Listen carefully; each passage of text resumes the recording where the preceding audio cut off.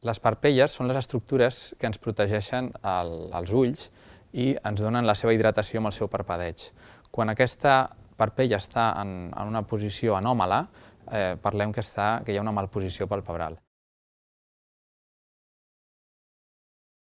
Aquesta malposició tant pot ser la parpella avertida, que estigui cap enfora, una parpella caiguda, o una parpella que s'endinsa cap endintre amb el consegüent rossament de les pestanyes. La posició cap enfora de la parpella de baix caiguda, li diem ectropi, i la posició de la parpella cap endintre, amb el rosse de les pestanyes, li diem entropi. Aquestes són les dues malposicions més freqüents.